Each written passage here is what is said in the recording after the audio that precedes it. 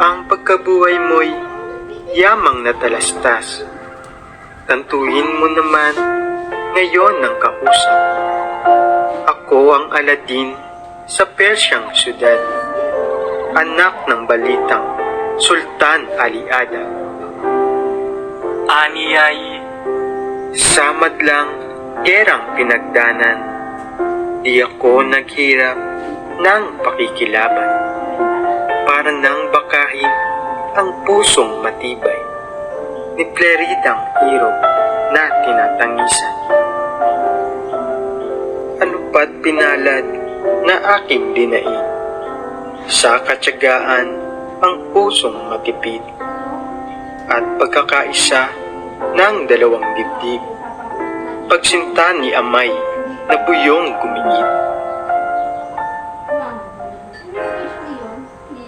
Dito na minulan ang pagpapahirap, sa akit ninasang buhay ko'y mautas, at nang magbiktorya sa Albanyang syudad, pagdating sa Persya'y binilanggo agad. Ang ibinuhat na kasalanan ko, di pa utos niya'y iniwan ang mundo, at nang mabalitang reyno'y nabawi mo, ako'y hinatulang pugutan ng ulo. Nang gabing malungkot na kinabukasan, wakas na tadhanang ako'y pupugutan.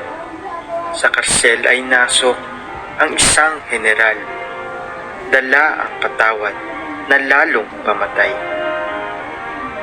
Tadhanang may kwit ay malis pagdaka, huwag mabukasan sa reyno ng Persia. Sa munting pagsuway, buhay ko ang dusa, sinunod ko't utos ng hari ko't ama. Ngunit sa puso ko'y matamis pang luha, na tuloy nakitil ang hiningang aba. Huwag ang may buhay na nagugunitang, iba ang may kandong sa langit ko't tuwa. May 6 na ngayong taong walang likat, nang nilibot-libot na kasama'y hirap. napatigil dito't sila'y may namatyag, nagsasalitaan sa loob ng gubat.